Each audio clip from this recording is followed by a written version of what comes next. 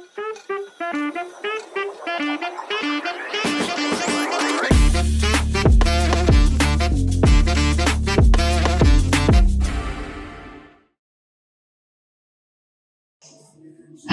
hai Sahabat Pukutran TV.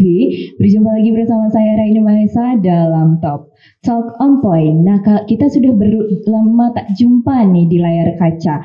Jadi sekarang kita berada di tempat yang baru, yaitu di Kafetaria Staf Negeri Pukutran Singaraja. Kita cari suasana baru dulu di sini.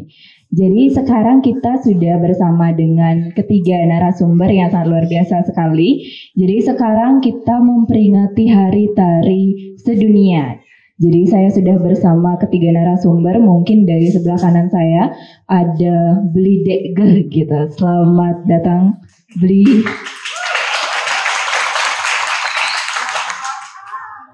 Di sebelahnya lagi ada wanita cantik, ada Mbok Dek Fitri. Selamat datang. Dan di sebelah kanan saya sudah pasti tidak asing lagi di masa sahabat putaran di rumah ada Bunda Ibu Desi. Oke, jadi tanpa berlama-lama lagi nih, kita bakal mengulik tentang tari. Jadi karena saat ini itu merupakan Hari Tari Sedunia, jadi di sini kita mengangkat topik yaitu joget bumbung, gak goyang gak asik gitu. Jadi teman-teman di sini nanti goyang ya. Oke, kita mungkin dari pernyataan yang umum aja dulu ya. Mungkin dari dari Bli Degger deh, biar gak ketuaan katanya. Mungkin mikrofonnya bisa. Oke, jadi sekarang kan Hari Tari Sedunia gitu. Mungkin bisa sharing-sharing dulu ke sahabat Pukuturan di rumah. Kenapa sih kita harus merayakan Hari Tari Sedunia ini? Dan juga kita kan tahu tidak hanya ada di Bali aja. Tari itu ada di seluruh dunia gitu. Mungkin Bapak Bli bisa kasih perspektifnya gitu. Kenapa kita harus ngerayain Hari Tari ini? Baik, terima kasih atas waktunya. Mohon izin saya jawab terkait dengan Hari Tari Dunia ini sebenarnya sudah berlangsung beberapa tahun yang lalu. Tidak saja di Bali. Kalau di Bali mungkin beberapa tahun ini ya baru bisa gaungnya. Kebanyakan yang tahu itu ada di daerah Jawa, khususnya Solo, Jogja, dan Jakarta gitu. Nah, inilah bentuk apresiasi kita di dunia tari yang perlu kita patut diapresiasi dan dimuliakan dalam kita berkesenian, khususnya seni tari gitu. Jadi Hari Tari Dunia ini kurang lebih perlu mendapat tempat, perlu mendapat ruang yang memang benar-benar spesial, tempatnya begitu. Jadi saya pribadi sangat setuju kenapa Hari Tari Dunia itu perlu dirayakan gitu, disemarakkan dari berbagai bentuk pergelaran, berbentuk apresiasi seni yang lain gitu di dunia tari gitu. Nah itu sedikit yang saya tahu dari hubungan tari dunia itu. Terima kasih Bli. Sama-sama. Mungkin kita beralih ke Mbok Dek nih. Gimana sih pandangannya terhadap Hari Tari Sedunia? Terima kasih atas waktu yang diberikan. Kita sebagai seniman, sebagai bentuk untuk mengungkapkan ekspresi dan sebagai bentuk adanya pengakuan untuk seluruh dunia, makanya perlu adanya peringatan untuk Hari Tari ini. Adanya Hari Tari berarti ada seniman. Ya, itu saja. Oke, terima kasih Mbak Dek. Kalau dari Bunda gimana nih? Ya, baik, terima kasih cantik. Kalau dari Ibu tentang tari, nah apa itu tari? Mungkin sudah dijelaskan sama Degah ya. Apa itu? Kenapa kita merayakan Hari Tari Sedunia? Tadi sudah dikatakan juga tentang ya kita perlu meluangkan waktu, mengekspresikan bagaimana kita seorang seniman mengekspresikan, diberilah ruang untuk melakukan suatu gerakan, suatu karya seperti itu. Terutama kalau tari kan pasti gerak-gerak olah tubuh ya. Bagaimana kita mengapresiasikan gerakan itu ke dalam olah tubuh, kemudian kita mengembangkan kreasi itu. Bukan hanya sebatas mencipta, terbit, selesai. Bukan seperti itu saja. Mungkin itu aja tambahan. Berarti setiap gerakan tari itu memiliki maknanya tersendiri gitu ya? Pastinya. Oke, jadi kalau misalnya ngomongin tari nih, kalau di Bali sendiri ada banyak tari Bu ya. Dan juga kalau misalnya di Buleleng nih, yang tari yang ikonik itu sebenarnya apa aja sih yang mencirikan Buleleng? Ini orang Buleleng kasih berbicara ya. Tari dibilang ikonik khususnya di Bali Utara, daerah dan Bukit ini sebenarnya banyak gitu ya. Ya, dilihat dari segi bentuk itu tari Trunijaya masuk di dalamnya. Kemudian ikonik gerumbungan juga karena kita punya jenis olahraga tradisional atau yang tradisional tadi daerah Kaliasem itu. Itulah awal mula terbentuknya tari gerumbungan. Itu juga ikonik juga ya. Kemudian ya kesenian tradisional Magua-Goa kan juga itu karena esensinya itu memakai gerak. Dalam hal ini dia butuh dan memakai banyak orang, itu juga salah satu ikonik ya. Jadi kalau dibuat semacam ciri khas atau tari ikonik itu yang pikir tidak terlalu belum begitu dikukuhkan banget satu atau dua gitu. Yang jelas kalau mau dibuatkan satu tari yang memang khusus ikonik banget harus dibuat beda. Berarti harus dibuat lagi yang baru ya. Tapi kalau seperti itu juga kayaknya belum ada. Tapi Asunggara ke depan ada. Tapi sementara kalau yang pikir sih saat ini itu yang paling ikonik kalau menurut saya dari Buleleng. Oke, jadi kalau misalnya kita ke topik nih Pak, kan topiknya tadi itu joget bumbung, nggak goyang, nggak asik gitu. Berarti joget bumbung itu sebenarnya dari mana sih Pak? Bicara joget bumbung, kalau lihat dari sejarahnya ini dari beberapa sumber juga ya. Itu sekitar tahun 1940-an di Bali Utara, kalau nggak salah daerah Lokopakse ya. Lokopakse itu muncul ide gerakan atau menari ini dari kalangan petani. Kalangan petani, mereka begitu habis habis panen, habis bekerjalah di sawah itu muncullah ide untuk menari bergoyang seorang perempuan karena mungkin sambil istirahat untuk menghilangkan penat itu ya ibu-ibu dalam hal ini wanita ketika itu menari. Jadi karena tarian ini muncul begitu dinamisnya dengan gerakan yang mereka bawakan pun dengan apresiasi ekspresi yang dia munculkan itu perlu pasangan. Dan dalam hal ini laki-laki ya. Dari itulah muncul tarian ide itu, kemudian dirasa dan tidak terduga gerakan ini itu menarik, muncullah di sana sebuah tari joget bumbung yang dikembangkan oleh beberapa pelaku seni ketika itu. Nanti muncullah tari joget bumbung yang diiringi dengan alat gamelan berupa gerantangan. Berarti joget ini muncul dari para petani yang lagi panen gitu Pak ya. Terus tuh untuk iringannya menggunakan alat gamelan berupa gerantangan itu dari gerantangan. Kalau sekarang misalnya itu kita hubungkan dengan teknologi. Kalau semisalnya sekarang ada joget tapi itu diputar gitu pakai kaset atau bisa dari YouTube gitu. Sebenarnya apakah itu mengurangi esensi dari pergelaran joget itu sendiri atau tidak Pak? Sebenarnya kalau mengurangi juga enggak. Tapi kalau lihat dari esensi dan estetika sebuah pertunjukan itu ya tidak enak dilihat gitu ya. Sebenarnya kalau dari joget itu tampil dengan lengkap bersama alat musik atau gamelan yang dibawakan itu akan menambah taksu dan makna dari joget itu sendiri akan terlihat dari. Kalau cuma pakai audio itu ya udah dia tidak bisa membawakan tari joget secara struktural gitu.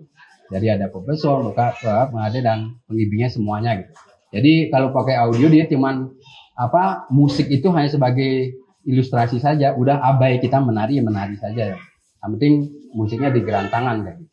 Itu sih. Oke, baik Mbak, terima kasih. Jadi kita kalau tadi kan kita bertanya tentang apa aja yang bisa kita ambil di Buleleng itu sendiri. Salah satunya ada tari Trunajaya, terus itu joget itu sendiri juga.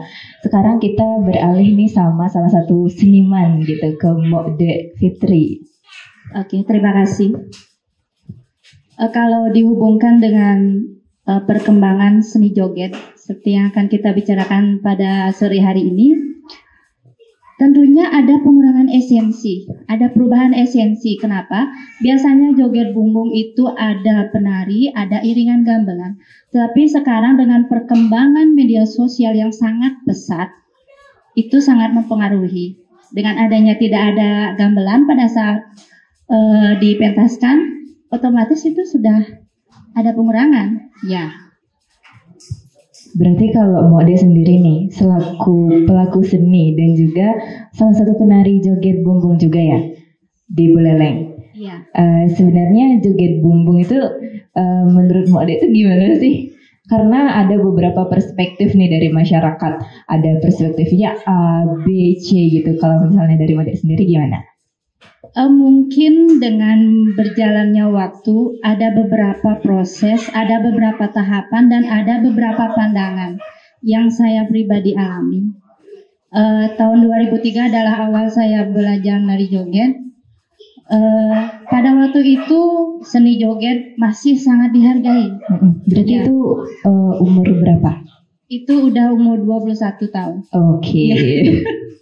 Udah umur 21 tahun, kesenian joget masih memegang pakem, etika, dan juga belum ada pengaruh yang namanya musik Jawa, berupa kendang jaipongan atau yang lain, masih semua klasik. Dan itu pakem Buleleng, ya. Itu ciri khas Buleleng karena kan kita, seperti yang kita tahu, kalau joget di Buleleng dengan joget Bali Tengah itu berbeda, dengan joget di negara itu berbeda. Ya, kita di sini khusus berbicara tentang joget pakem Buleleng, ya. Nah, terus seiring berjalan waktu, ada perubahan lagi. Bukan perubahan yang mengarah ke positif, tetapi semakin mengarah ke negatif. Ada istilah goyang, apalagi sekarang nggak goyang nggak asik. Goyang itu berbeda dengan egolan, ya. Dulu tari joget itu kita mengutamakan gerak, mengutamakan menarik dengan gerakan egolan, bukan goyangan. Kalau egolan itu kiri kanan. Iya. Kalau goyangan Udah berubah lagi. Oh, Nggak bisa berputar-putar. Oke. Ya, itu perbedaannya. Semakin ke depan, kebetulan saya juga belajar dari pengalaman di PKB juga. Semakin ke arah yang udah melewati batas jadinya. Sampai sekarang ada beberapa seminar, ada beberapa sarasehan yang dilaksanakan dan diselenggarakan oleh pemerintah, tapi toh sampai sekarang mungkin adanya perkembangan media sosial yang juga sudah kebablasan, itu mungkin yang menjadi pengaruh berkembangnya fenomena joget bumbung yang kita ketahui bagaimana sekarang keadaannya. berarti sebenarnya kalau joget itu ada banyak macamnya. Joget itu banyak macamnya, ada ciri khas Buleleng, ada Bali Tengah, ada Jembrane. Ya, negara beda itu gerakannya. Ya. Berarti setiap masing-masing daerah itu punya ciri khasnya Ya, masing-masing. punya ciri khas. Oke. Kalau kita di Buleleng udah pasti tahu kalau kita Buleleng ciri khasnya itu keras. Ya, beda dengan Bali Tengah dan yang di negara. Oke, jadi semua punya ciri khasnya masing-masing gitu ya. Kita beralih ke Bunda nih. Kalau menurut pandangan Bunda sendiri nih, di Buleleng sendiri apakah joget bumbung itu di masyarakat itu masih konotasinya itu masih positif atau lebih banyak ke negatifnya?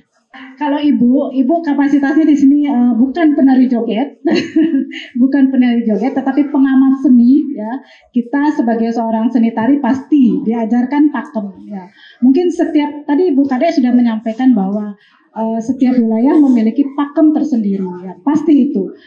Termasuk juga di Singaraja. Kalau di Singaraja itu sudah pasti ya, pakemnya itu dikatakan Bu Kadek bahwa keras dalam pengertian itu dia itu gerakannya ya, gerakannya keras itu bukan berarti mungkin ada yang penari joget yang memang vulgar, ada, tapi di daerah-daerah yang lain ada banyak juga. Nah, perlu diketahui juga kalau tari joget itu sebenarnya bukan hanya hal yang dikomersilkan itu aja. Ada juga tarian joget yang dipingit, ada itu, yang memang betul-betul disakralkan, ada itu. Dan aturannya, pakaiannya juga sama, gerakannya sama, tetapi gerakannya masih standar dalam hal bentuk. Kalau yang pingit itu ada beberapa yang pakemnya yang masih sesuai dengan pakem pelegongan. Nah, itu Berarti kalau misalnya ada joget yang dipingit dan juga dikomersilkan, itu bedanya di gerakannya. Iya, pastinya digerakkan. Kemudian di prosesnya, kalau pingit itu orangnya terpilih, kemudian proses pelaksanaannya, di mana dia melakukannya, itu pasti. Kalau misalnya sekarang kan ada tuh joget yang dikomersilkan, tapi sebenarnya yang boleh menarikan joget itu cewek aja atau cowok juga boleh? Kalau berbicara tentang cewek atau cowok, sebenarnya kalau joget itu ditarikan oleh seorang perempuan, kalau gandrung itu ditarikan seorang laki-laki. Gandrung itu tariannya sama seperti joget, tetapi dia juga isi ngibing, cari perempuan, ngibing itu sama seperti itu. Jadi membedakan namanya, jadi orangnya juga beda. Untuk kalau pakaiannya Pakaiannya sama. sama. Iya. Oke. Beda istilah saja dia. Berarti itu sesuatu yang berbeda ya, tapi tetap mirip-mirip joget gitu, ada ngibingnya juga. Oke, kalau misalnya tari jogetnya itu tadi kan sebenarnya dipentaskan itu bisa di mana aja sih, Bang? Kalau tari joget umum ya bisa di mana saja bisa. Ya kalau di mana di kampus kalau bisa, tapi ketika kita membuat satu kegiatan itu beda keinginan dari masyarakatnya. Maka dari itu tadi kita sudah cepat diskusi ya, kenapa tari vulgar itu ada. Ya, kalau Ibu lihat ya, karena pertama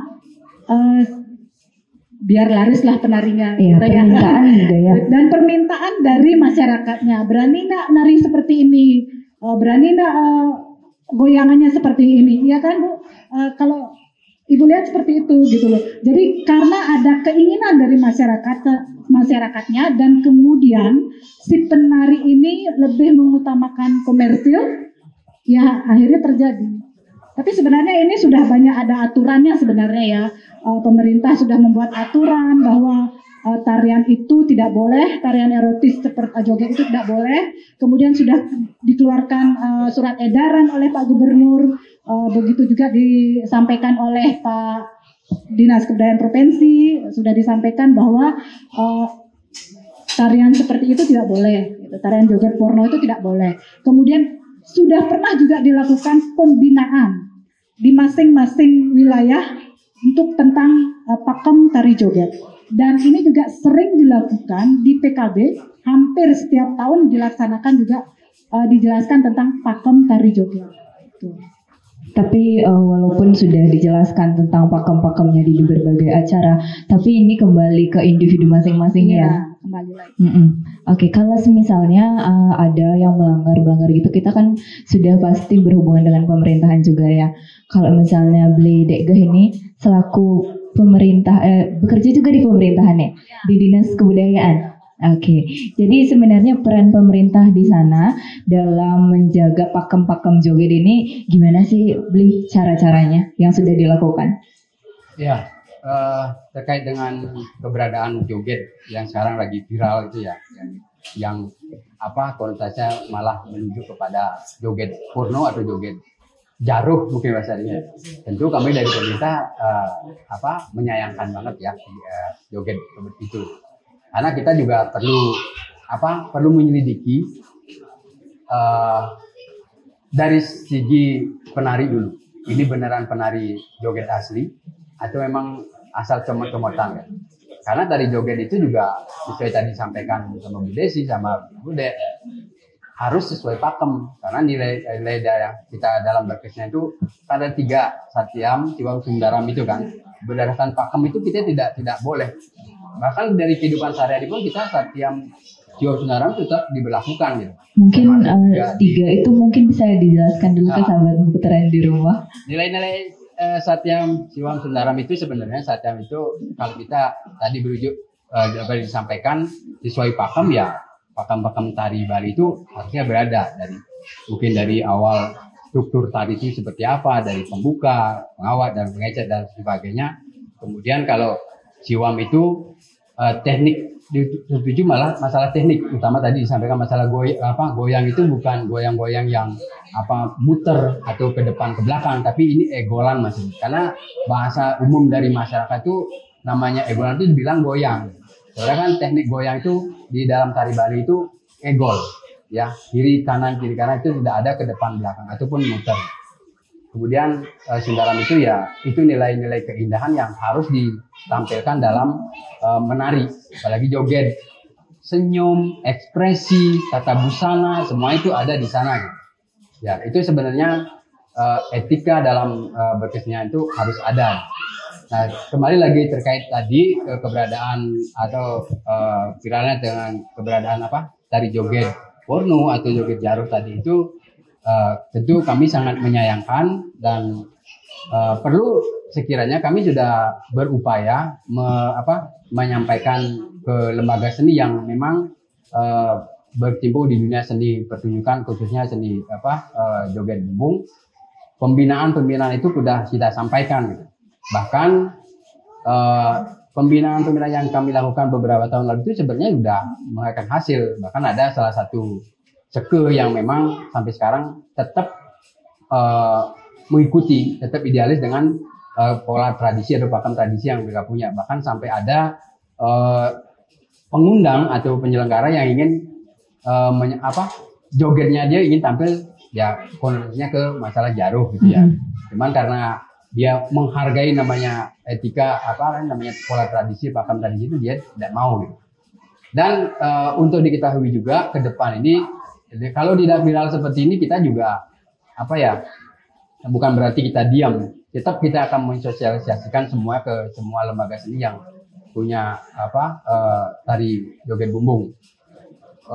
Ke depan ini untuk diketahui di bulan Mei bulan depan ya, kita dari Dinas Kebudayaan juga akan mengadakan pembinaan di bidang adat dan tradisi ini.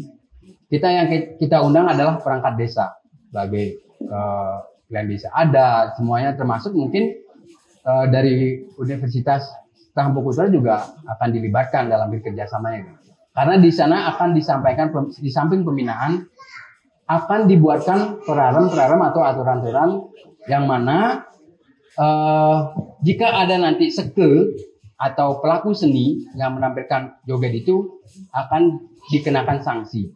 Itu nanti kesepakatan masing-masing desa nanti ya. Berarti itu masih di progres ya? Masih di progres. Nanti di bulan Mei ini tanggalnya belum pasti, yang jelas di bulan Mei akan dilaksanakan itu.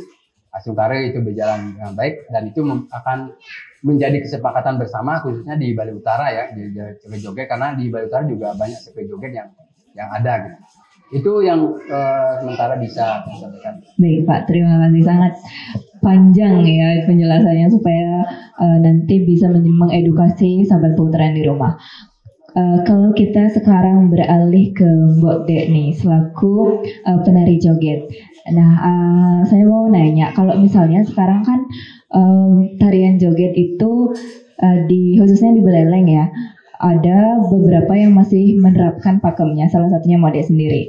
Nah, kalau sekarang banyak nih pas tampil gitu, akan ada yang namanya pengibing gitu. Nah, pengibingnya itu pernah nggak di luar konteks kayak gitu?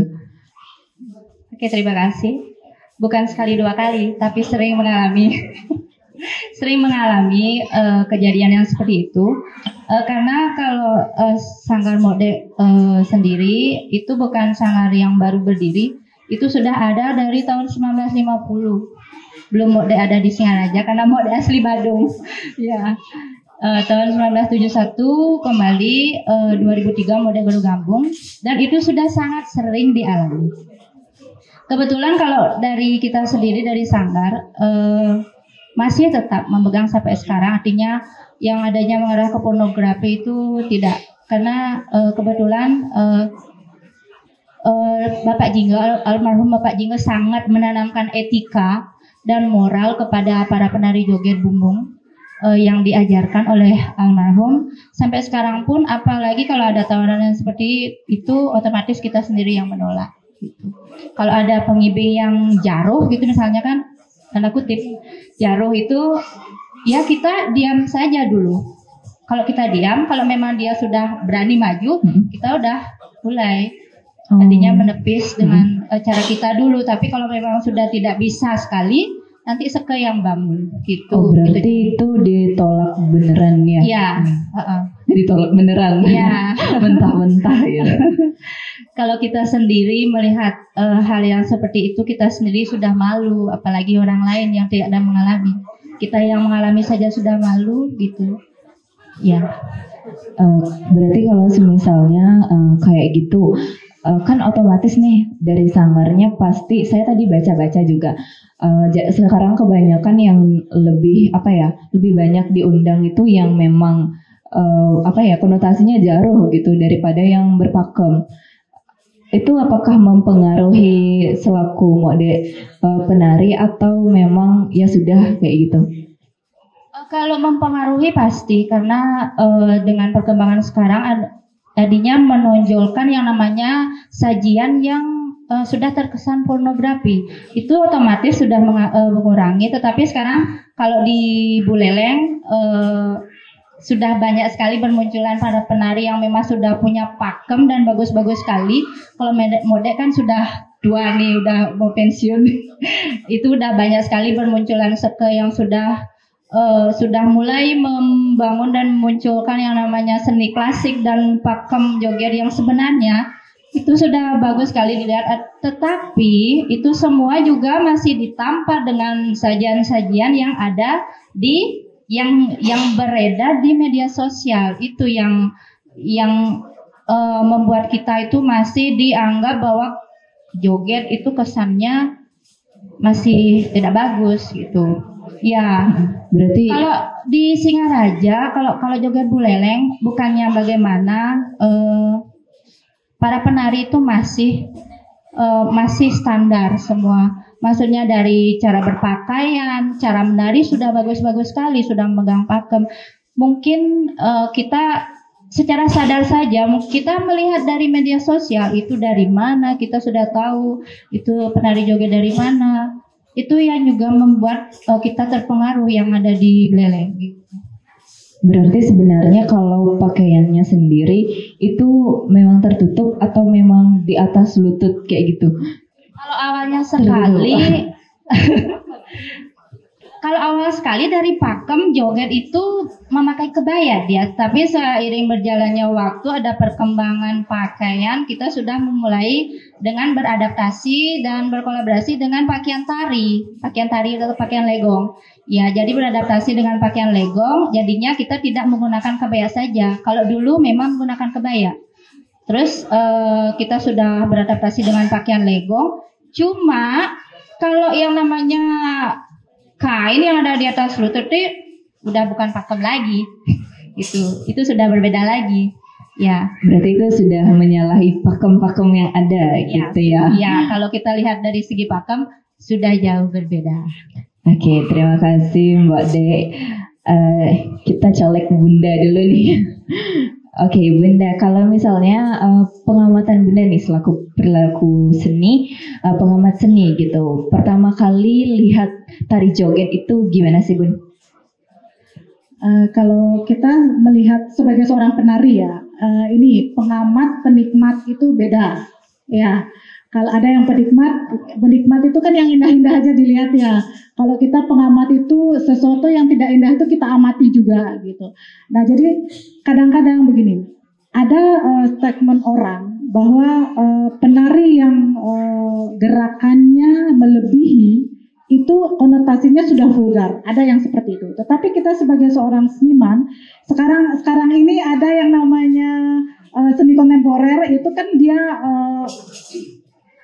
digabung gitu, terus gerakan-gerakannya yang lebih lebih real seperti itu kan, berdekatan seperti itu. Kalau kita misalnya konteks seorang penari, kita tidak memikirkan ke pornografi, tapi ke seninya.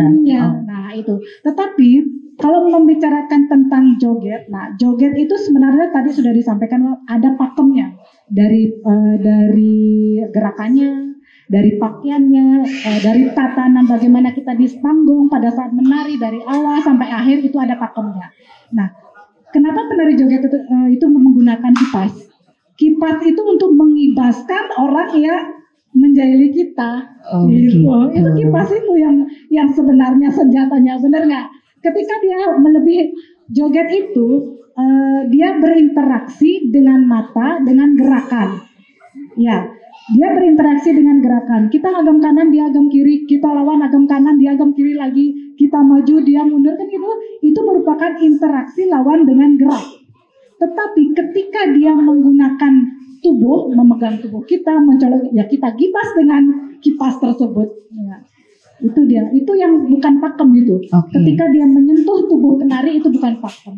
Itu dia. Tapi banyak yang seperti itu, Bun, ya. Iya, banyak sekali yang saat sekarang ini. Nah, seperti yang Ibu katakan tadi, karena ya kebutuhan, ya kan, kebutuhan. Dan tapi tadi Bu Kada juga ditanya mempengaruhi nggak? Pastinya mempengaruhi. Karena istilahnya, kalau istilah Bali katanya colek pamor ya, dikirain ketika kita menari joget sudah image-nya jelek gitu. Padahal penari joget itu berat loh. Berat penari joget ya budaya, berat membawa diri, berat membawa karakter seperti itu. Karakternya ya kita tanggung jawab kepada masyarakat, keluarga seperti itu. Berarti itu sudah karena hanya beberapa oknum, jadinya kita ikut terkena imbasnya ya. Iya, pastinya. Berarti kalau misalnya tadi kan ada ngibing-ngibingnya tuh, Bun. Kalau dulu kan beberapa tuh saya baca juga tadi katanya kalau jogetnya itu ngibing, ceritanya jogetnya tuh ngambul gitu. Kalau sekarang udah lebih ke arah yang negatif gitu, jaruh-jaruh gitu. Sebenarnya kenapa sih ini tuh bisa berbeda gitu dari yang dulu padahal cuma ngambul-ngambulan, sekarang sampai yang seperti suami istri gitu di depan orang banyak. Nah, kalau itu mengenai tentang tarian itu kan ada ceritanya ya. Kalau yang si ngambul-ngambul itu dulu kita kalau lihat itu tari joget itu bertema dia. Tari joget itu bertema dia sebenarnya. Bukan kalau yang sekarang itu tidak bertema hanya kevulgaran, hanya memperlihatkan kenikmatan gitu ya, kesenangan apa yang diinginkan oleh si yang mesan misalnya istilahnya kan. Nah seperti itu. Jadi kalau dulu tuh joget itu ya pakai pakem ya, pakai cerita gitu. Mungkin yang lebih tahu banyak lagi Ibu Kadek gitu sebagai pelaku. Ya. Coba ke Ibu Kadek. Kalau joget itu sebenarnya ada tahap cek. Joget itu sebenarnya ada tahapannya, yaitu pembuka, ya muka rangki itu pembuka. Terus pembuka itu ada gininya gerakannya. Terus yang kedua ada yang namanya pelayonan. Pelayonan itu kita sudah mempersiapkan diri untuk mencari pengibing. Nah, biasanya ketika kita mencari pengibing di sana ada yang namanya, karena adanya proses antara laki-laki dan perempuan itu saling ada interaksi, jadinya ada yang namanya mapang. Ceritanya joget ini dia marah gitu. Ada yang namanya mapang. Nah, setelah adanya mapang itu ada lagi yang namanya saling merayu. Di sana ada yang namanya alih-alihan bunga. Kalau yang lengkap ini ya, alih-alihan bunga. Nanti kalau udah alih-alihan bunga, baru pulangnya nanti yang namanya menjaran-jaranan.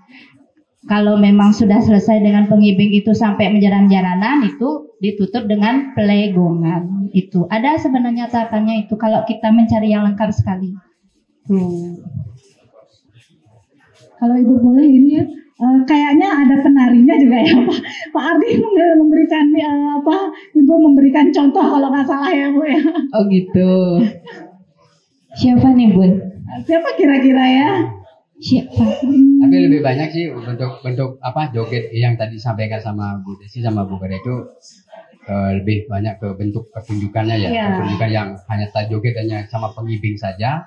Yang tadi disampaikan isi bla bla, isi ngambul, isi jarang. Itu lebih joget melampan istilahnya kalau tiang ya.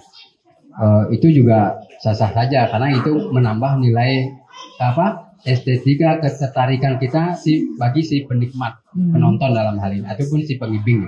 Berarti itu yang sudah sesuai pakemnya ya. Sudah sesuai pakem. Nah ini kan mungkin ada mahasiswa ya yang beri contoh Trisna. Oh gitu. Oke, kita undang nih. Contohkan sama Bu De bagaimana pakem yang benar seperti itu. Ayo Trisna. Eka, ayo Eka.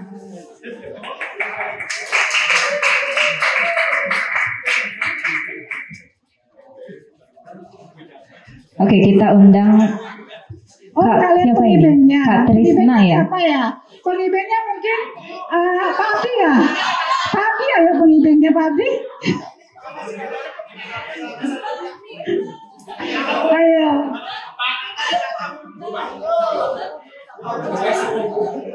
Ayo Eka.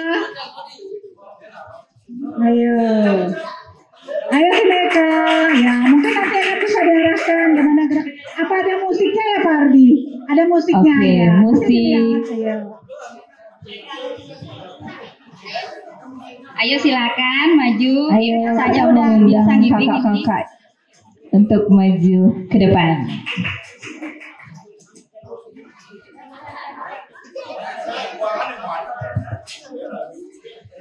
Kita boleh kenalan dulu gak nih?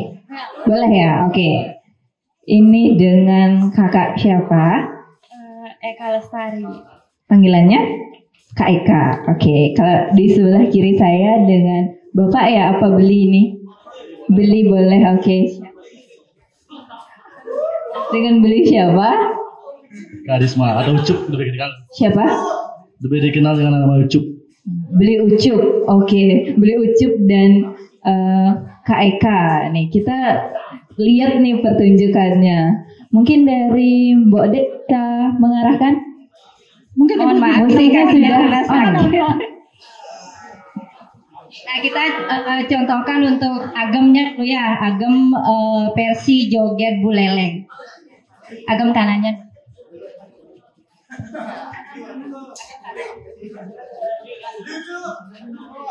Ada bedanya ya, karena ini kalau buleleng itu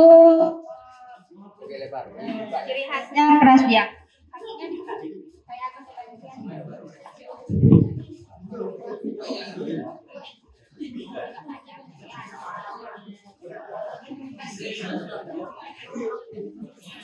Ini dia.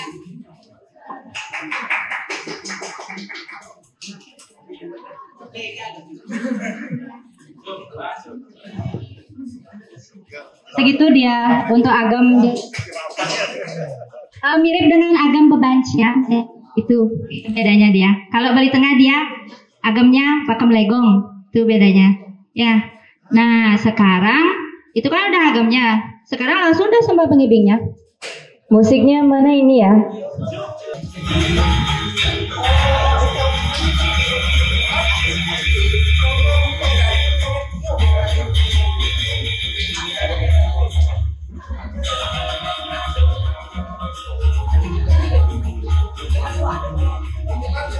Pak Ardi, langsung dah ke pengibingnya ya.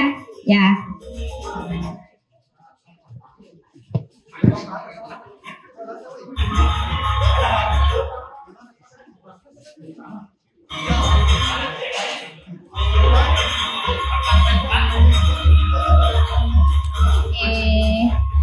Ya, menari dulu, bebas gerakannya menari, tetapi ingat pakem itu jangan sampai dilupakan. Silakan, jalan.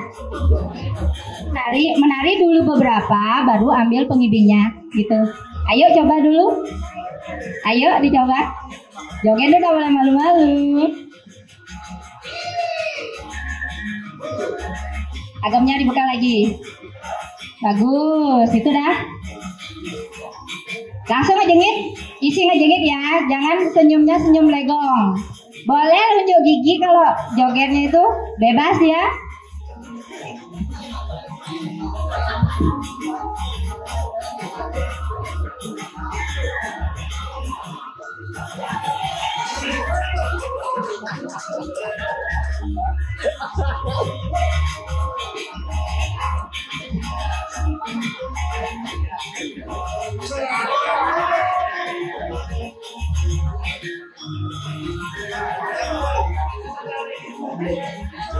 Oke. Ya, salaman dulu, salaman, jangan langsung nari. Ya, kalau salaman di boleleng kayak gini dia. Tak contohin ya.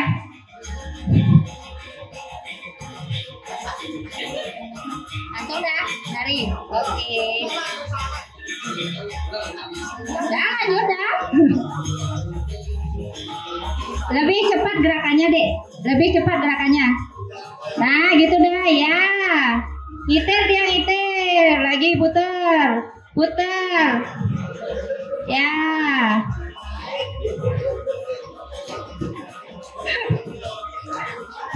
Nah, bagus. Maju dikit, nepis. Oke, ya. Nah, goyangnya, bukan ngegol. Ya. Nah, kiri kanan, bagus.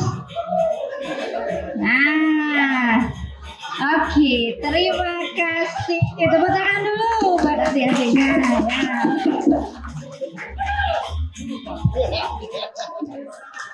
Oke, luar biasa sekali ya. Ini yang nonton udah senyum-senyum sendiri nih. Nanti ya mungkin di pegelaran berikutnya dijawab gitu buat ngibing. Oke, kita kenapa itu? Kenapa itu? Oke. Bikin diputer gitu ya.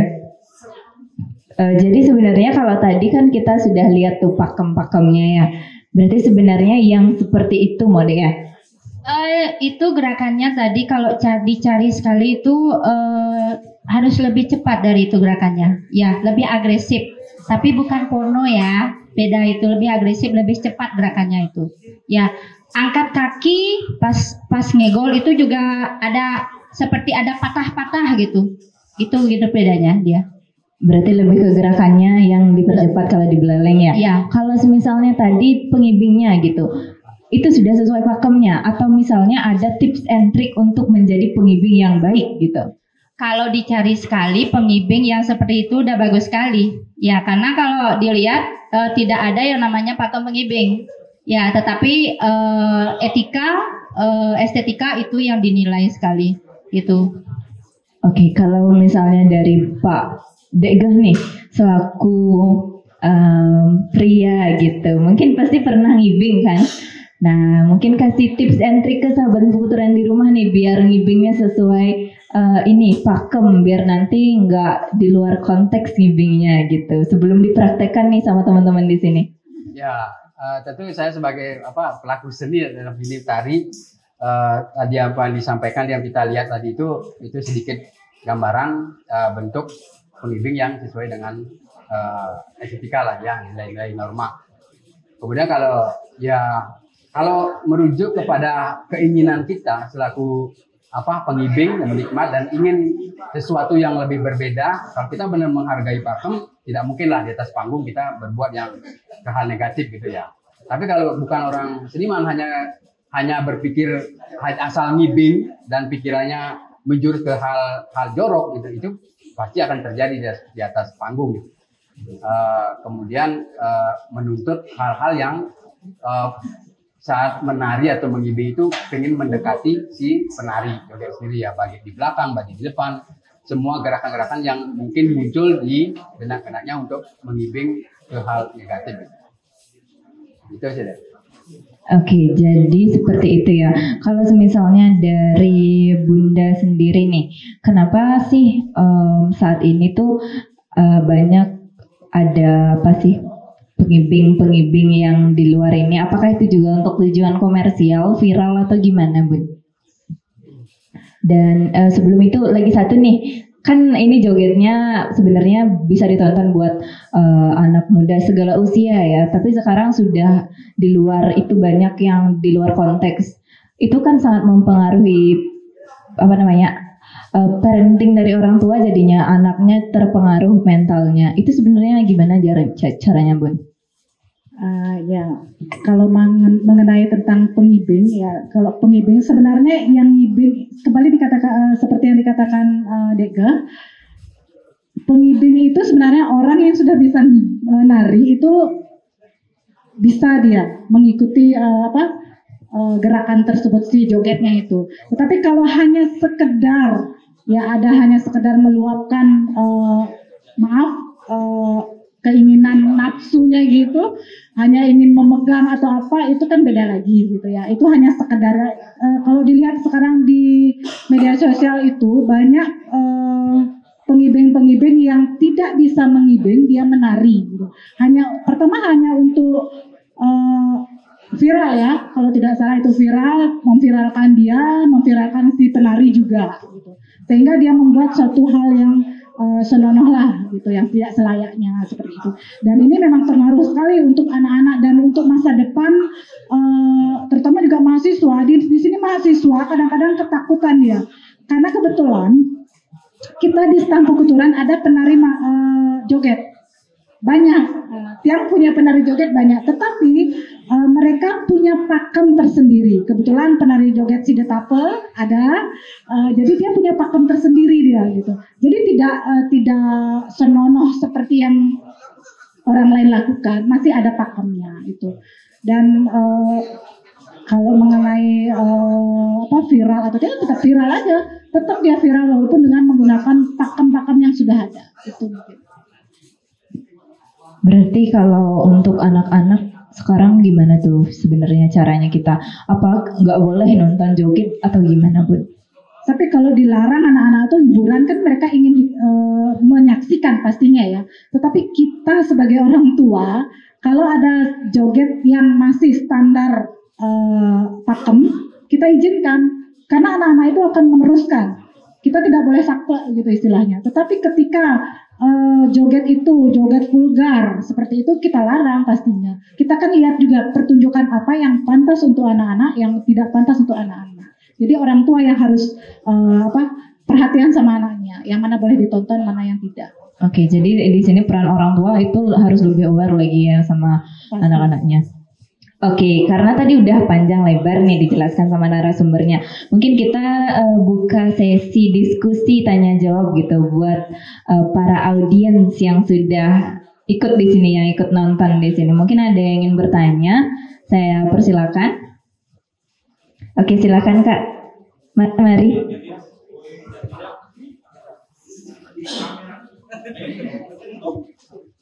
Mari Kak, saya tunggu di depan.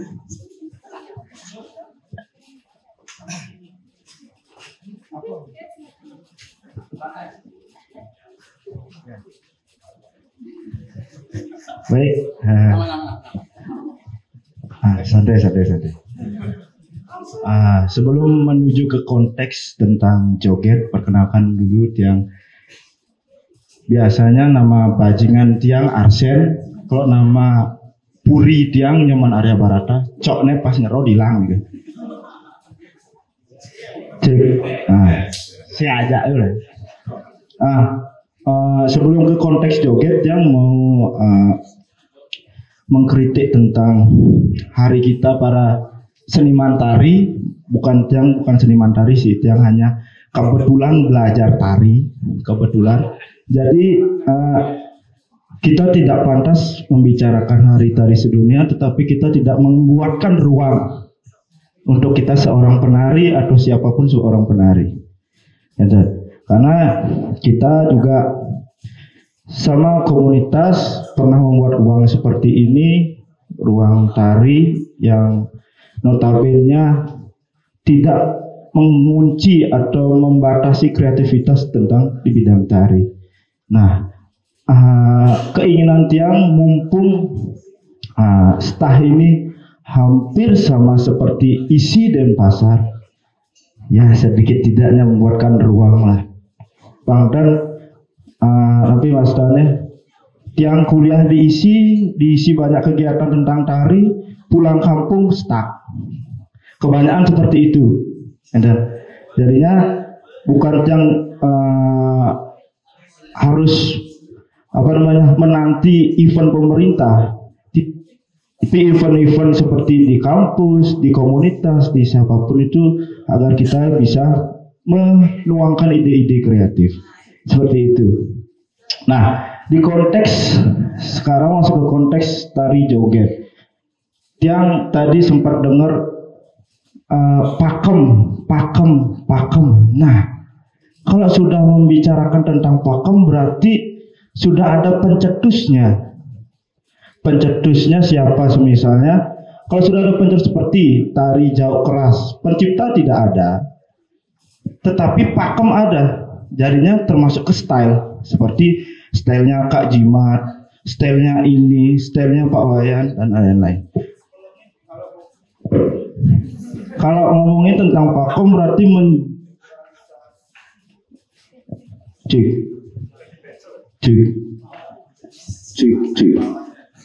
Berarti berarti mengeneralisasikan bahwa pakem Buleleng itu seperti ini. Tetapi kalau yang ada joget pingitan itu yang percaya ada pakemnya. Karena hari-hari tertentu baru dipentaskan. Tapi joget di Buleleng ini hanyalah sekedar hiburan. Dari sejarahnya juga bilang tari ini khusus untuk para petani yang capek dan lain-lain. Tetapi maaf Ibu, tadi Ibu bilang bahwa sedikit tidaknya pengibing itu harus bisa nari. Tetapi sejarah menolak itu. Dan sejarahnya kan tari joget ini secara tidak langsung, secara tidak terstruktur seperti membuat karya, dia secara improve, membuat gerak. Jadi, di mana ada pakemnya, kapan lahir dan siapa membuat pakemnya itu. Sampai, maaf Ibu, kalau Buleleng itu alurnya seperti ini. Tapi kalau yang lihat seperti Oleh, style pelihatan. Oleh style pelihatan kan seperti ini. Oleh secara umumnya juga seperti ini. Tapi kalau secara Bucok bilang style pelihatan adalah seperti ini. Nah, jadinya itu sudah ada referensi siapa sih pembuat pakem. Biar tidak maaf, yang juga tidak terlalu mengerti tentang tari, ngomongin pakem tapi siapa? Seperti lampu, siapa penemu lampu pasti ada. Biar semuanya tahu juga, dan pengibing pun sebenarnya kenapa jahruh itu muncul, karena yang tadi sempat lihat juga teman yang jika tidak ditonton seperti ini pasti jahruh. Karena apa? Notabene adalah itu goyangannya sudah, yang kita notabene orang dewasa pasti sudah berpikir ke arah negatif. Gitu loh. Apalagi Ibu tadi sempat bilang kurang cepat. Nah, apalagi isi kurang cepat, jadinya notabene kita seorang 18 plus pasti ke arah jahruh. Gitu. Ya kan? Jangan salahkan pengibing, jangan salahkan joget. Kalau joget menuju ke jahruh pasti ada tepuk tangan atau semangat dari penonton. Gitu. Dan kenapa pengibing jahruh? Pasti dari goyangan joget. Dan dari pakaian, makanya ada sesenggak. Jangan salahkan mata memandang, salahkan objek yang merangsang, kan seperti itu. Ya asalnya. Nah, seperti itu. Menurut yang gimana sih caranya? Kalau yang ada solusi, kalau ada show tentang joget, kita harus bawa pengibing sendiri. Barang 1 atau 2 orang untuk memberitahu ini loh aturan ngibing. Setelah itu silakan bebas, siapapun boleh. Seperti itu menurut yang, tapi yang pertanyaannya inti adalah siapa sih pencetus pakem joget ini? Itu apa namanya? Guru Tika yang dari dulu Paknya ada Pak Jingge. Nah, yang sering lihat waktu kecil di pasar malam masih di gor, yang lihat yang endingnya pasti pakai topeng monyet sama guru nih ke. Nah, di sana saya juga lihat tidak ada kata Jarus, tetapi orang yang menerimanya sekarang Jaru apa tidak, seperti itu. Kalau dia menurut dia kalau sudah common dinaikkan, nah pas ada gerak apa bu, ada misi, nah itu kan misi menaikkan lu seret. Gak ada yang seperti Ada di pasar malam bu. itu otomatis. Nah itu kan secara tidak sadar berarti Otomatis itu. karena otomatis dari penari bu, tapi kenanya sing Jaru, kenanya bang alu majalan. Tetapi orang berpikir itu Jaru. Nah, di mana letak kesalahannya? Itu. Terima kasih dari Tiang dan pesan Tiang untuk sah buatkan ruang untuk hari-hari sedunia. Sukses buat yang siap partisipasi tanpa dibayar. Siap. Baik, terima kasih. Oke, mungkin dari Bapak Blide deh, boleh ditanggapi dulu kita baru ke Mode, baru ke Bunda. Baik, terima kasih Mang. Pertama terkait dengan Hari Tari Dunia. Ini sebenarnya beliau juga sama geng apa sih? Pencetus Ruang Moni kemarin itu saya dari pertama kali diundang juga sangat mengapresiasi deh. Karena saya pribadi keterbatasan saya belum bisa sampai seperti beliau, makanya saya hebat. Saya harap sih tahun ini ada kan, berkelanjutan kan gitu ya. Mungkin ada beberapa faktor yang mungkin tidak bisa deh. Asal memang ke depan kita ada ide ruang atau segala hal teknisnya lah mungkin bisa terwujud nanti ke depan terkait Hari Tari Dunia. Sekali lagi selamat Hari Tari Dunia. Mudah-mudahan sesuai harapan Komang staf Empu Kuturan ini ya, karena ini udah hari ini Hari Tari Dunia, tahun depan ibarat kayak PKB ya, dipersiapkan setahun sebelumnya dulu untuk melaksanakan diberikan ruang dan waktu untuk pelaksanaan Hari Tari Dunia. Kemudian konteks ke joget terkait pakem. Kalau dibilang pakem dalam hal ini adalah merujuk kepada bentuk pertunjukan di atas panggung gitu ya. Karena kan dibilang pakem bari, saya pribadi juga kurang tahu pakem seperti apa. Pakem dalam tari bari itu kan sudah betul pepeson, pekad itu saja kan.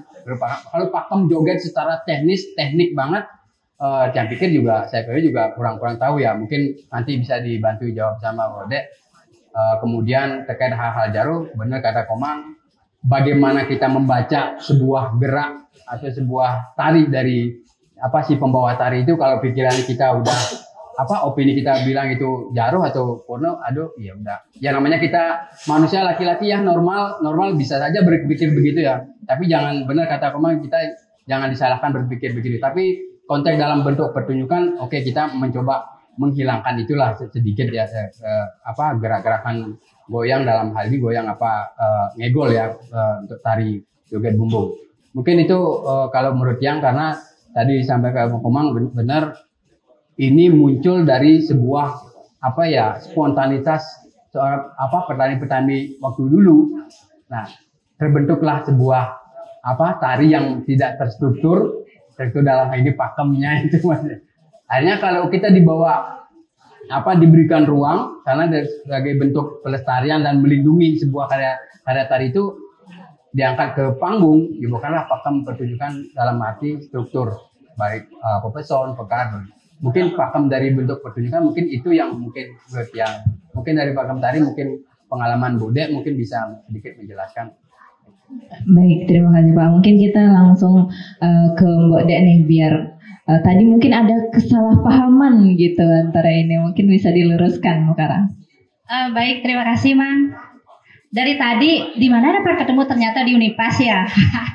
Nah, ini masalah pakem joget, tapi kita jangan berbicara pakem joget terlalu luas karena banyak sekali style joget bari tengah, joget beleleng, joget jembrando. Kita berbicara tentang pakem joget stylenya ketut jingle. Itu aja, jangan banyak-banyak ya. Ya, jangan jauh-jauh. Itu pakem joget stylenya Bapak Ketut Jingga almarhum. Itu kebetulan Bapak Mo. Kamu udah tahu ya. Itu pakem joget style Ketut Jingga. Kenapa ada pakem? Ada pakem, pasti ada nama-nama tariannya. Dan di sana juga ada nama-nama tariannya. Ada Puspawinangun, Tari Glate, Tari Narakusuma, Sekar Jepun, dan yang terakhir yang kita ciptakan untuk pementasan PKB itu adalah Sekar Arum. Itu ciptaan terakhir dari almarhum, setelah itu Bapak meninggal tahun 2020. Nah, di pakem joget style Ketut Jingga ini seperti biasa ada person, ya pembuka, muka rangki seperti biasa. Cuma bedanya kalau stylenya Bapak itu dia agak bebancian dia. Kalau dibilang oleg ya oleg, naik dia tangannya. Tetapi kalau oleg kakinya kan tidak terlalu dibuka. Tapi kalau Bapak dibuka dia. Makanya mau lihat lebih ke arah agak bebancian. Tapi tangannya dia naik gitu. Itu bedanya. Kalau kita pakai rangki itu lurus tangannya Bapak. Lurus tangannya tapi kakinya dibuka. Nah itu dia. Terus tangan kiri dia lebih naik. Kalau agam oleh kan tidak terlalu naik dia ya. Nah itu lebih menjurus ke agam bebancian. Nah tari kusuma itu menciri khaskan itu seorang gadis cantik yang lembut gemulai. Ya intinya seperti itu. Ya artinya gerakannya dia lebih halus dari gerakan Sekajepun. Sekajepun lebih keras dia. Kenapa mau bilang gerakannya lebih cepat? Karena kalau gamelan style Buleleng itu pasti tahu. Ya itu intonasinya lebih cepat dia ketimbang joget-joget Bali Tengah itu berarti kita untuk mengiringi gamelan itu gerakannya harus menyesuaikan dengan gamelan itu sendiri. Nah makanya Mbok berani pastikan bahwa joget bumbung itu ada pakemnya, tapi Mbok di sini berbicara dengan pakem joget Buleleng stylenya Bapak Ketut Jingga gitu. Terima kasih. Terima kasih Mbak Dea. Mungkin dari Bunda nih gimana tanggapannya? Sebenarnya dari tadi memang kita membicarakan pakem ya. Tadi yang pernah membaca dan mempelajari juga kebetulan seangkatan sama Dega, kita juga diajarkan tentang pakem legong, pakem joget bagaimana dan pakem kekebiaran. Tapi pada dasarnya dari apa yang pernah baca itu tentang pakem dari joget itu intinya yaitu dari yang namanya tari legong. Pakem ini bukan berarti dia baku sekali gitu loh. Standarnya tuh ini kok digarang sama saking manisnya ya. Jadi pakemnya itu begini maksudnya. Bukan berarti dia standarnya harus seperti itu semua. Tidak. Tetapi strukturnya itu dari seperti yang dikatakan Dega tadi ada pepesonnya apa kan tadi Ibu Kadek bilang mengatakan bahwa ada yang namanya mungkah, ada bapang yang seperti itu kan itu teratur dia. Tetapi kalau kita lihat dengan saat perkembangan saat sekarang ini kan joget itu kan tidak teratur dia. Baru keluar dengar musiknya, apalagi musiknya isi musik dicampur dengan koplo seperti itu kan. Nah itu kan tidak pakem dia jadinya seperti itu. Walaupun kita lihat pakem-pakemnya itu ada beberapa yang gerakannya itu yang tadi dikatakan keras bagaimana gitu. Nah itu masing-masing daerah memiliki gaya goyangan gaya ngegol yang berbeda. Kalau mungkin di Ubud sama juga kalau di Ubud ngigol oleknya itu pelan sekali kan. Coba suruh orang penari Ubud disuruh nari di Buleleng, gerecep gitu bingung dia. Ya kan? Gendeng-gendeng di sini kan agak kebiaran itu agak cepat seperti itu kan. Nah itu dia. Nah mungkin itu membedakannya dengan yang lain. Nah terus kemudian tadi ada ruang untuk seni. Nah kita di Denpasar edisi di prodi seni sampai ke bawah alma mater saking semangatnya ya. Kita di prodi seni itu sudah membuat tempat ruang. Nah ini berkat Pak Ardi semangat untuk kaprodi seninya, kita akan berkreasi. Kita akan kalau bisa berkreasi di sini. Tidak apa.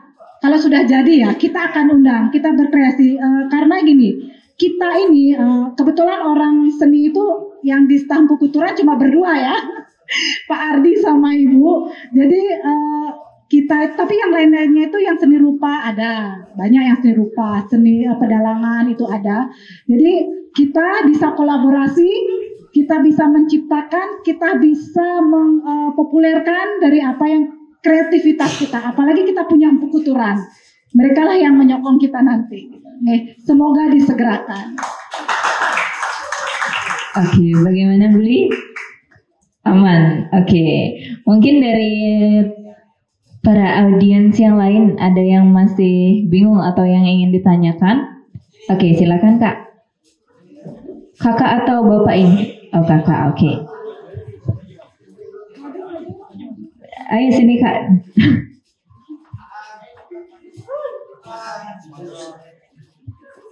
Oke, mungkin perkenalan dulu. Baik, Om Swastiastu, selamat sore. Perkenalkan, nama saya Gede Chandra Gupta Nugraha, saya dari kelas 2B Prodi PSBKH ya.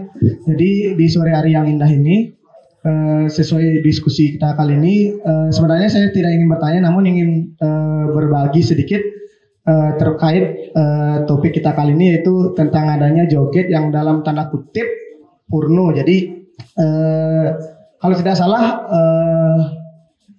seminggu lalu saya sempat berdiskusi dengan Bapak Juliawan terkait topik yang sama. Jadi kami menemukan bahwasanya di dalam adanya joget porno itu ada dua faktor yang menyebabkan. Yang pertama memang adanya oknum yang memulai atau membuat, kalau bisa dibilang mungkin mohon maaf kalau bisa dibilang pertunjukan joget yang porno. Itu yang faktor yang pertama, ya adanya oknum. Yang kedua adanya keinginan konsumen. Nah, jadi yang dimaksud keinginan konsumen ini begini. Jadi hubungannya dengan yang pertama, yaitu oknum yang membuat joget porno tersebut lalu dilirik oleh konsumen yang kian banyak menyukai joget tersebut. Akhirnya joget-joget yang memang sudah memperhatikan pakem, seperti kata Kak Arya tadi, memperhatikan pakem dan juga sesuai dengan aturan pementasannya, itu menjadi tergeser oleh joget-joget yang bukan joget porno, namun joget ini terpaksa porno karena diinginkan oleh atau keinginan dari konsumen. Nah, jadi sesuai diskusi waktu ini dengan Pak Juliawan di kelas kami, bahwasanya dua faktor tersebut menjadi faktor yang sangat besar pada adanya pengembangan joget dan juga pementasan joget yang dalam tanda kutip porno. Jadi Pak Juliawan memberikan kami solusi pada saat itu, bahwasanya kitalah sebagai konsumen nantinya apabila memiliki, apalagi di Bali, joget tersebut tidak hanya pada acara 3 bulanan, namun juga pernikahan dan lain sebagainya. Itu juga tergantung dari siapa yang mengundang joget tersebut. Jadi kita sebagai konsumen hendaknya lanjut alih joget ani pakem gitu. Jadinya apabila mencari joget yang pakem dan juga diikuti oleh beberapa konsumen lain, otomatis joget-joget yang sudah terlanjur memakai pementasan yang dalam tanda kutip porno tersebut pasti akan kembali ke jalan atau pakem yang benar untuk tujuannya yang pertama pasti adanya atau di booking dari konsumen tersebut, karena kebanyakan konsumen sudah ingin adanya joget pakem kembali begitu. Jadi saya sedikit bercerita terkait apa diskusi saya dengan Pak Juliawan dan juga teman-teman sekelas. Terima kasih. Baik, terima kasih Kak sudah sharing gitu ke kita ya. Mungkin lagi satu ada yang ingin bertanya. Oke, mari Beli.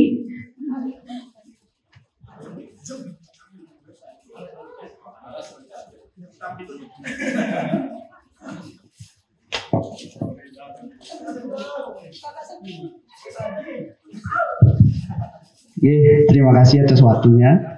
Sebelumnya Om Swastiastu. Jadi perkenalkan, nama Tiang Gede Hadi Setiawan, bisa dipanggil Sentul.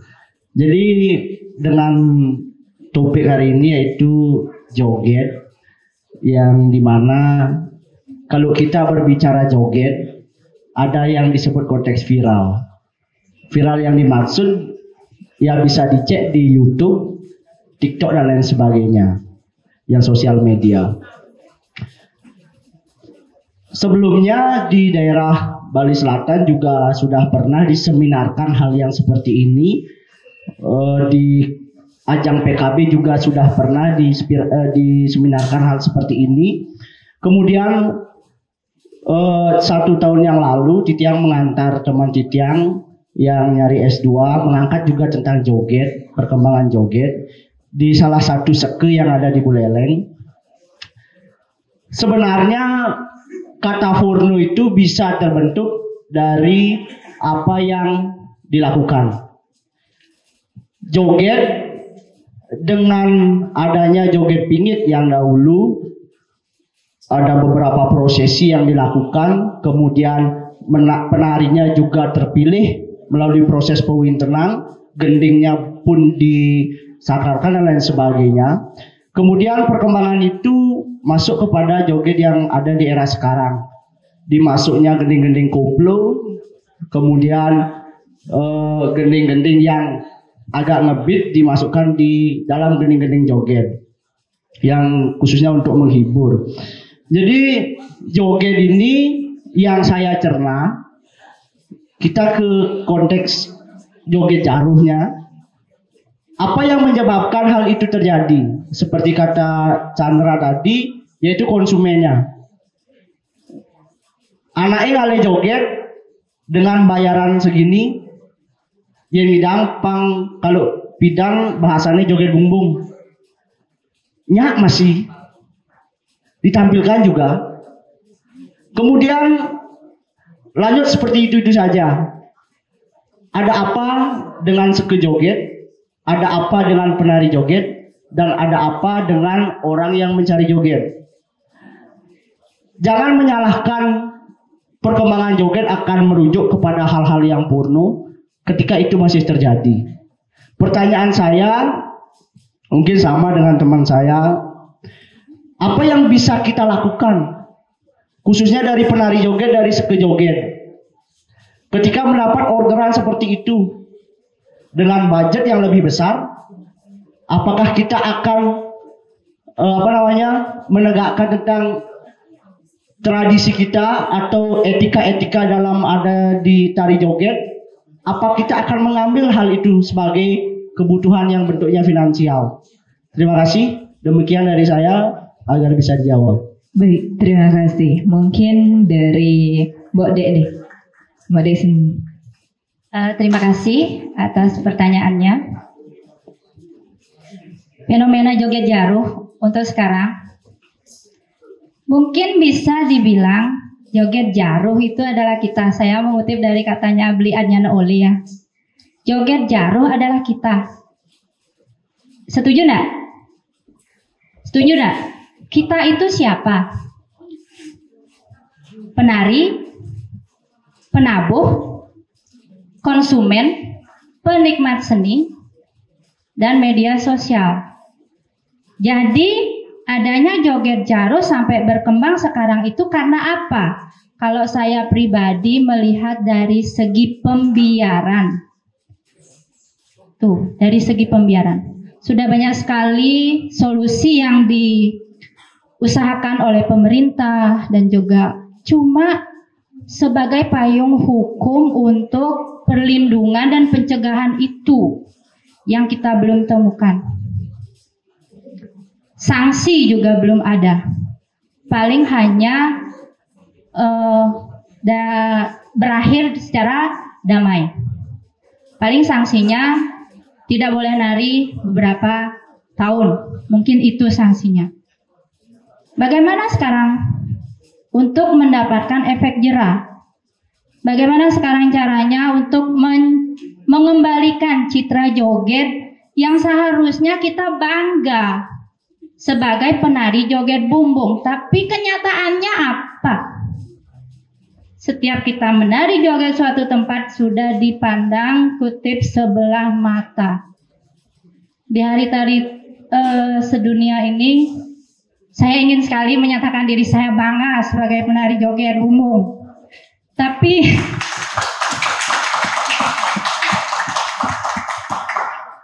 apa daya, udah belasan tahun kejadian ini sudah berlangsung, bahkan berkembang, tidak ada solusi. Tidak ada solusi yang tepat. Kita sadar bahwa adanya yang ini faktor utama adalah finansial, pasti isi perut itu alasannya. Ya, kedua karena permintaan, sudah pasti. Tetapi apakah itu akan dijadikan alasan? Kenapa tidak pakai ikon yang lain? Jangan gunakan joget bumbung Bali. Pakai ikon yang lain saja untuk menarikan hal itu. Misalnya tari hura-hura pakai. Jangan joget bumbung Bali pakai ikon. Sampai ada tamu asing yang bertanya, itu kesenian dari mana?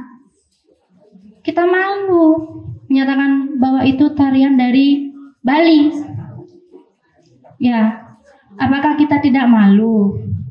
Makanya bisa dikatakan joget jaruh adalah kita. Joget beretika adalah kita. Joget pakem adalah kita. Sekarang PR kita mungkin bagaimana kita bisa mengembalikan citra joget yang sebenarnya, yang sesuai dengan pakem dan etika dan berestetika. Bukan menonjolkan segi pornografi. Itu harapan dia. Mungkin saya tidak bisa jawab pertanyaannya tadi ya. Karena itu yang saya alami. Saya ingin sekali suatu saat nanti saya menyatakan diri, mengakui diri bahwa saya bangga sebagai penari joget bumbung Bali. Itu. Terima kasih.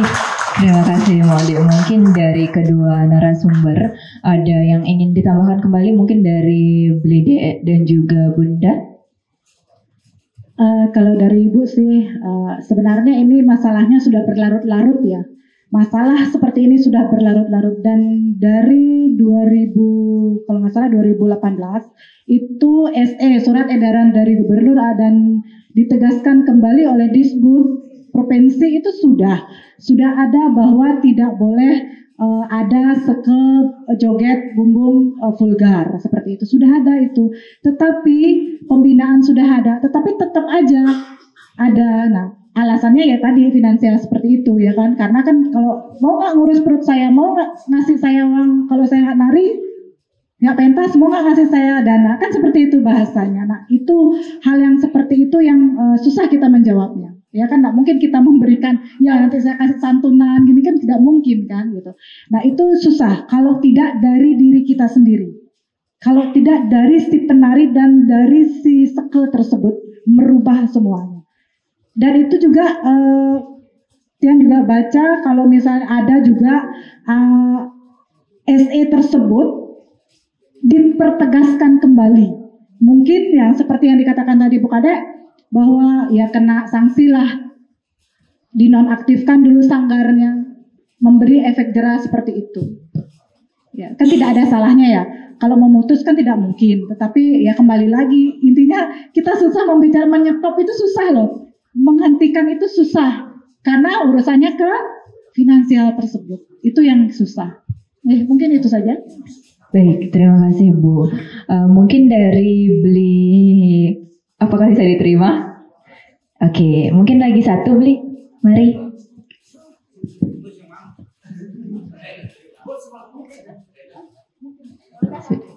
Yang terakhir.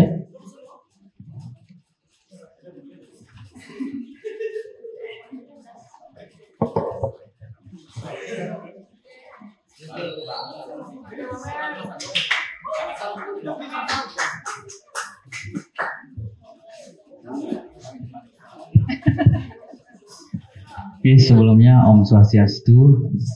Terima kasih kesempatannya, belin-belin tiangi, mbok tiangi.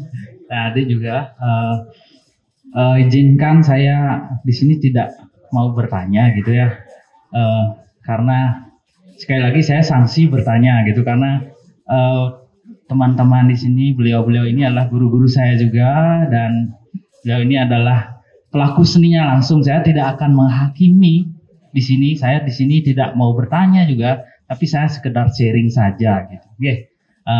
izinkan perkenalkan saya Kade Anggara Rismandika. Kebetulan saya dosen juga di sini. Saya bukan penari, saya lebih ke musik tradisional. Tapi saya mengamati kebudayaan secara luas, terutama seni, gitu ya. Jadi saya melihat apa yang terjadi pada fenomena joget porno, joget erotis, ini sebenarnya bukan satu hal yang baru gitu. Jadi di Indonesia sendiri kasus semacam ini ada di beberapa daerah. Contoh di Jawa Barat ada tari jaipong, di Jawa Tengah ada penari ronggeng, di Sulawesi ada can doleng-doleng, terus di Banyuwangi ada kesenian janger. Kita di Bali ada joget bumbung. Jadi apa yang terjadi ketika kesenian itu menjadi seperti ini itu adalah tidak lepas dari bagaimana seni ini itu dikelompokkan. Jadi bagaimana joget bumbung ini sebenarnya tidak lepas dari adalah kalau seni joget bumbung ini adalah seni kerakyatan. Mohon maaf, saya mungkin bukan mau memperdebatkan ya. Jadi istilah pakem dalam seni kerakyatan itu bisa saya katakan tidak ada. Jadi menurut para ahli, R.M. Sudarsono, seorang ilmuwan tari mengatakan seni kerakyatan itu tidak memiliki pakem. Karena lahir bagaimana rakyat atau masyarakat melahirkan sebuah kesenian dari ekspresinya sendiri.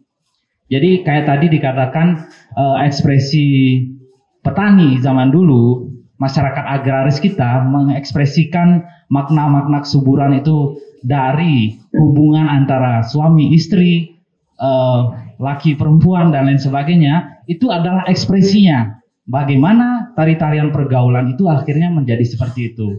Jadi karena tari kerakyatan ini tidak memiliki pakem, itu sangat rentan akan melebar dan menjadi seperti ini. Jadi kita tidak bisa menyalahkan siapa-siapa. Tidak bisa menyalahkan siapa-siapa. Tapi yang bertanggung jawab adalah diri kita sendiri. Saya sudah pernah ingatkan ke adik-adik mahasiswa di kelas yang saya ajar, cukup kalian tahu dan pahami ini. Ketika kalian sudah tahu, tanggung jawabnya jangan lakukan itu. Karena kalian adalah seniman, kalian sudah tahu, sudah paham, berarti jangan lakukan itu gitu ya. Nah, kalau sedikit berbicara lebih panjang dari secara kesejarahan, sejarah pengetahuan kebudayaan dari masa zaman dahulu, jadi fenomena ini hampir sama dengan fenomena Renaissance ya.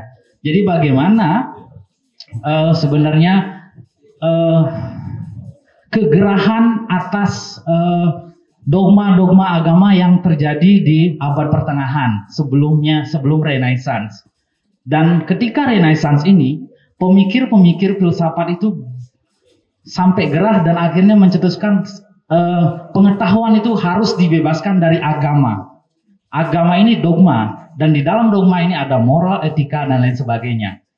Jadi saya bisa melihat, kalau saya melihat itu terjadi saat ini di joget bumbung dan kesenian-kesenian kerakyatan yang lain, menjadi porno itu bukan sesuatu yang yang terjadi sistematis, tapi pelik dan kita tidak bisa menyalahkan siapa-siapa gitu ya.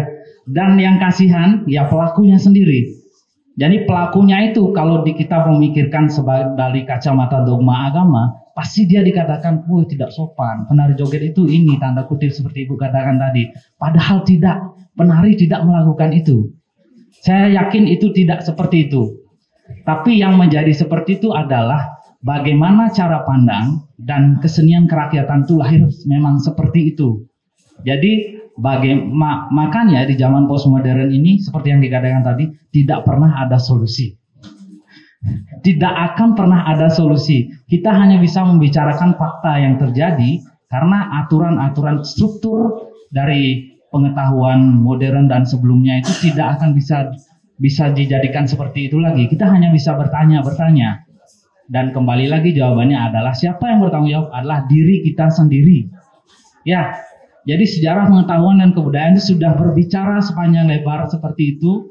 Jadi karena adik-adik di sini saya bertanggung jawab ini kepada kalian, penari-penari khususnya, karena kalian sudah tahu, kalian sudah paham tanggung jawab kalian nanti di masyarakat adalah tidak melakukan itu.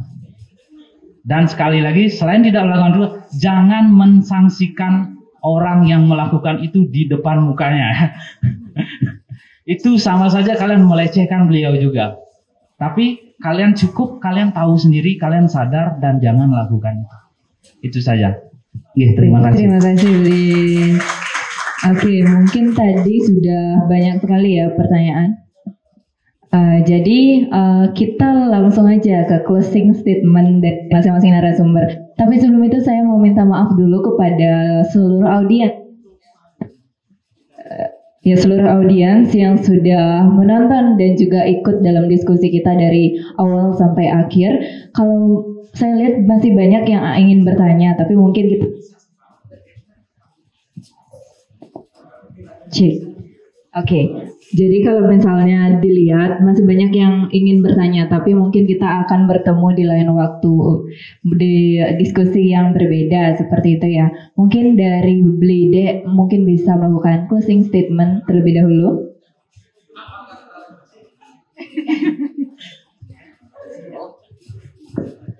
Baik, makasih. Terakhir saya sampaikan apa yang disampaikan oleh teman-teman saya bertiga dari Adi sama Angga juga ada beberapa hal yang saya sependapat dengan apa yang beliau sampaikan, mulai dari kasus Chandra menyampaikan beberapa saya bilang di sini oknum ya, saya nggak akan nyebut lembaga lah, oknum yang memang hanya karena kebutuhan memenuhi ekonomi gitu. Ada oknum yang memang bukan penari, tapi diminta oleh konsumen untuk gimana caramu, bukan menarikan pakem joget bumbu tradisi, tapi yang penting kamu goyang. Aku berani bayar kamu mahal. Di era digital seperti sekarang ini divideokan itu viral, udahlah, kena lah kita yang di Bali yang memang berkecimpung di dunia tari joget bumbung gitu. Nah, tadi benar disampaikan sama Kakak, kita tidak bisa menyalahkan, kembali ke jati diri kita sendiri.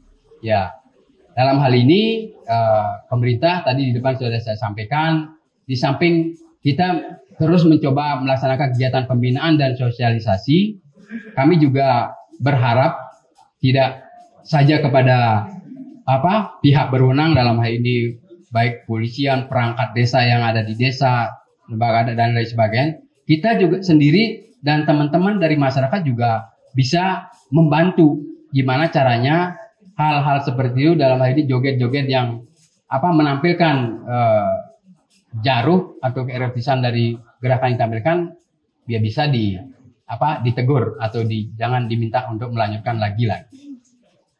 Samping itu juga selain tadi disampaikan sama Bu Desi terkait surat edaran, lagi ya dari pemerintah provinsi Dinas Kebudayaan akan membuat surat edaran kembali kerjasama dengan Majelis Kebudayaan Bali provinsi, akan diteruskan ke kabupaten kota terkait surat edaran dimaksud. Sekali lagi kita dari Dinas Kebudayaan juga akan melaksanakan kegiatan sosialisasi atau pembinaan terkait dengan melarang atau tidak terjadinya lagi kembali dengan mengajak para perangkat desa, pihak berwenang yang lain untuk dibuatkan peraram jika hal-hal ini terjadi lagi. Memang sih upaya-upaya ini tidak 100% akan bisa berhasil, tapi kalau bukan dari diri kita sendiri yang terlibat di dalamnya, itu tidak akan terjadi. Tadi disampaikan, kita kembalikan lagi pola tari joget bumbung tradisi yang sebenarnya gitu. Biarkanlah yang lain, karena di satu kasus saya pernah dengar itu di pelosok-pelosok desa yang tidak kita ketahui, dan itu ada kegiatan joget yang ngebor dan goyangannya bocor ke media sosial, lagi kena kita. Kita pun sebenarnya susah untuk mendeteksi hal itu gitu. Jadi itu saja yang bisa saya sampaikan. Mudah-mudahan pertemuan kali ini bisa memberikan hal baik. Asugara joget bumbung Bali bisa kembali kepada pola tradisi yang sebenarnya. Jadi itu saya. Baik, terima kasih kepada Blide atas closing statement-nya yang sangat luar biasa sekali. Mungkin kita lanjut ke Mbak Dek. Oke, terima kasih. Terima kasih atas kesempatan dan bertepatan dengan Hari Tari Dunia. Ya, selamat Hari Tari Dunia untuk kita semua. Semoga kita lebih semangat lagi berekspresi dalam bentuk gerak dan tari. Ya, ekspresikan gerak tubuhmu, tapi jangan rugikan dirimu dengan gerak tubuhmu sendiri dan merugikan orang lain. Terima kasih. Oke, sangat padat banget ya. Sekarang kita beralih ke Bunda nih buat closing statement. Kalau Bunda sih sedikit aja ya. Mari kita berkreasi, mari kita berkarya, mari kita mengekspresikan dalam tari. Yang penting ingat etika, itu saja. Oke, itu tadi bincang-bincang kita bersama ketiga narasumber kita yang sangat luar biasa sekali pada sore hari ini. Semoga apapun yang telah mereka paparkan dapat bermanfaat untuk kita semua. Dari saya, Matahari Tari Sedunia, semoga semua baik itu perilaku seni dan yang lain sebagainya dapat memanfaatkan waktu dengan sangat baik. Namun sebelum itu mungkin ada penyerahan sertifikat kepada Blide dan Mbok Dek serta Bunda.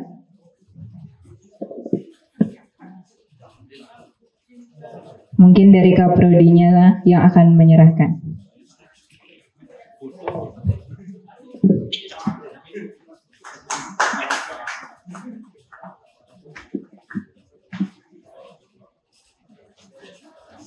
Yap.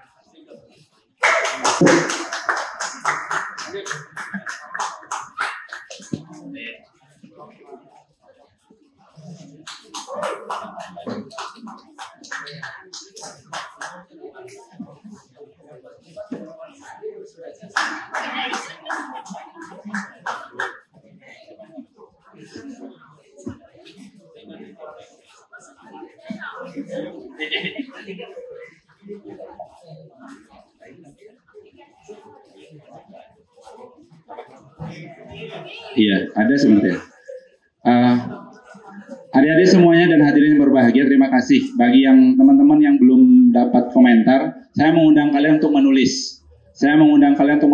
Ada Berika di Quran Buleleng, ada tatkala.co. Itu media untuk kalian teman-teman bisa menulis semuanya. Saya sengaja batasi agar apa? Pemikiran-pemikiran kita juga tidak hanya di IMKA TV, tetapi pemikiran kita bisa tertuang dalam bentuk tulisan yang bisa diakses. Terutama tadi Pak Awan yang sangat bergebu-gebu ingin bicara dan bahkan hak bicaranya saya putus. Saya sengaja memang ingin membuat Pak Awan menulis. Kita tunggu tulisannya Pak Awan. Dan terakhir ini menindaklanjuti apa yang disampaikan oleh teman-teman Jasmoni gitu Pak Blide. Kami sudah menyiapkan satu tempat open stage di Istana Negeri Pukuturan Singaraja. Tentu kami juga sudah membeli gamelan di almarhum Pak Jingge, Bu Kadek sudah saksinya di sini. Kami sudah membeli gamelan joget bumbung dan pakaian tarinya. Itu adalah bukti kami untuk ingin melanjutkan kerjasama gitu dengan Disbud terutama. Paling tidak kami sudah menyiapkan ruang, SDM kami siap. Jika ada semacam bentuk kolaborasi lain seperti mungkin bisa saja anggaran pelatihan, pembinaan, perlindungan, apapun itu namanya, kami siap menyediakan tempat, kami siap menyediakan ruang pelatihan, dan mahasiswa-mahasiswa kami di Prodi Pendidikan Seni Budaya Keagamaan Hindu juga siap untuk menjadi penabuh, menjadi penari, dan tentu ini adalah bentuk integritas kami dan bukti nyata kami untuk mendukung bahwa kesenian joget bumbung itu ekosistemnya harus berjalan, tidak hanya menyalahkan penari, menyalahkan seke, tetapi semuanya secara kolektif untuk bersama-sama. Masyarakatnya juga harus secara kolektif bersama-sama diedukasi. Tidak hanya penarinya, pengibinya, dan termasuk yang ngupah. Karena yang ngupah, yang punya uang, yang punya request, itu harus juga kita edukasi semuanya. Dan itu harus kita jaga bersama-sama, oke? Saya ucapkan selamat Hari Tari Dunia untuk kita semua. Saya ulang sekali lagi, saya ucapkan selamat Hari Tari Dunia untuk kita semuanya. Selamat untuk kita semuanya. Baik, terima kasih, saya ucapkan selamat malam dan sampai jumpa di suluh tulis berikutnya. Terima kasih. Oke, sebelum foto saya tutup dulu boleh? Oke, kepada sahabat Pengutaran TV, itulah tadi bincang-bincang kita bersama ketiga narasumber kita yang sangat luar biasa sekali. Saya tutup dengan cinta itu sederhana, yang rumit itu kamu. Sekian dari saya, sampai jumpa di lain waktu. See you on the next video.